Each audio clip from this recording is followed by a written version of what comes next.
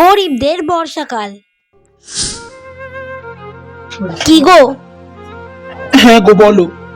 বলছি সকাল থেকে তো কিছুই খাওনি এখনো, একটু যদি মুখে কিছু না দাও তাহলে শরীরটা চলবে কি করে বলো তো? তুমি বলো না, খাবার কি আমার গলা দিয়ে নামবে? 5 দিন ধরে কাজে যেতে পারছি না, বর্ষার জন্য সব কাজ বন্ধ হয়ে রয়েছে। ঘরে একটাও দানা পানি নেই, ঠিক করে মেয়েটার মুখে খাবার তুলে দিতে পারছি না। এর থেকে কষ্টের একটা বাবার কাছে কি হতে পারে বলো তো? ভাবে কেন বলছো বলো তো?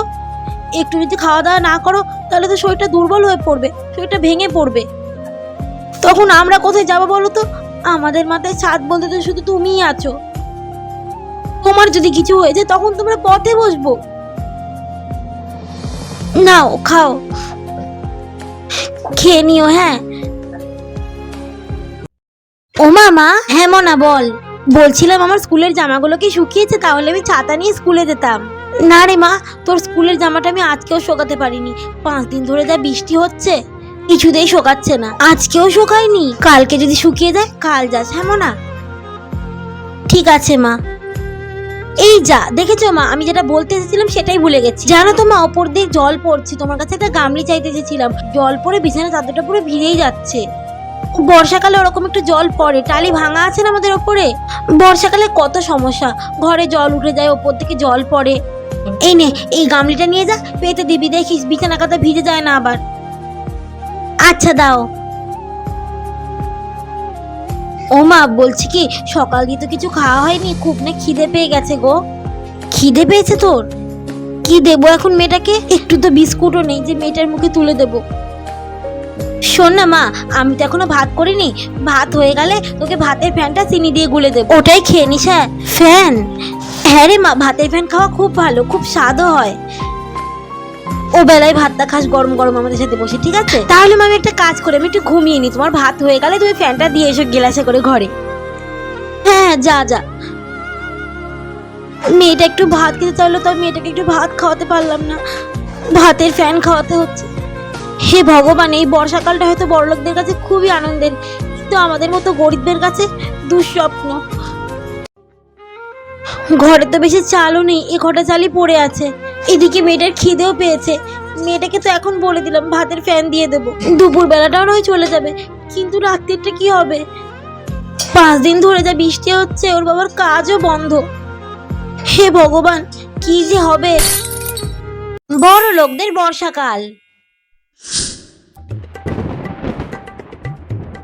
মম, ইয়েস মাম্মা, বলো।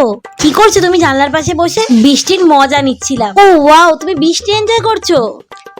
মম শোনো না, আজকে তো বৃষ্টি পড়ছে, তার মানে আজকে আমাকে স্কুল যেতে হবে না, তাই তো? না মাম্মা, এই ঝড় বৃষ্টির মধ্যে তোমাকে আর স্কুল যেতে হবে না, আজকে তোমার ছুটি। ওকে মাম, তাহলে আমি আজকেও স্কুল যাচ্ছি না, খুব মজা হচ্ছে আমার। ওকে মাম্মা, তুমিও চলে আসো তাহলে আমার পাশে বসে বৃষ্টির সাউন্ড আর বৃষ্টি এনজয় করো। আচ্ছা মাম, তাহলে আমিও আসছি তোমার পাশে বসে, একসাথে দুজনে বৃষ্টি এনজয় করবো। ওয়েট, বসো এখানে বসো। বর্ষাকাল সিজনটা আমার এতই ভালো লাগে না মাম্মা, আমি তো চাই সারা বছর বর্ষাকাল থাকুক। সত্যি বর্ষাকাল একটা আলাদাই মজা আছে। বর্ষাকাল মানে শুধু ইলিশ, এত এত খাওয়া দাওয়া আর ঘরে বসে শুধু এনজয় করা, চিল করা, আর কোনো কাজই করতে হয় না। মম, আজকে পাপাও তো বাড়িতে আছে তাই না?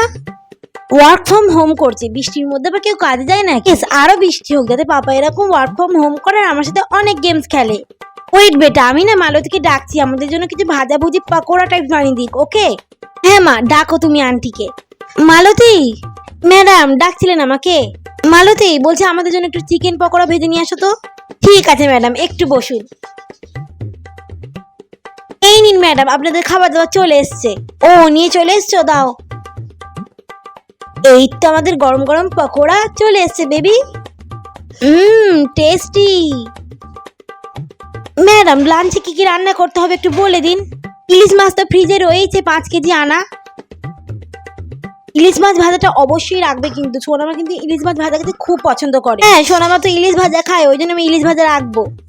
ইলিশ ভাপা করবে, ঠিক আছে, লাউ পাতা ইলিশ ভাপা করবে।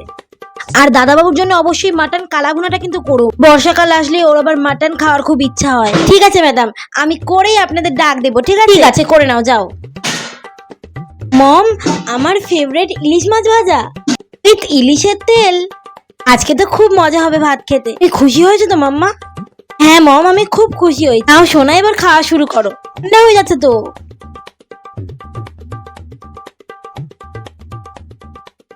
মম, আমি আর কিছু খেতে পারবো না। ঠিক আছে, আর খেতে হবে না। তুমি ভিডিও গেমস খেলবে বলছিলে না? উফ, ভাতটা এবার ফেলে দিতে হবে। ম্যাডাম, আপনি এতগুলো ভাত নষ্ট করে ফেলে দিচ্ছেন। মালতী, তুই বেশি কথা বলিস না। মাম্মা ভাতগুলো ফেলে দিয়েছে, এখন ভাতগুলো কি করব? ফেলে দিতে হবে, তাই না? ঠিক আছে ম্যাডাম, আপনি যা ইচ্ছে। ভিডিওটি যদি ভালো লেগে থাকে অবশ্যই লাইক, কমেন্ট এবং ফলো করে দেবেন।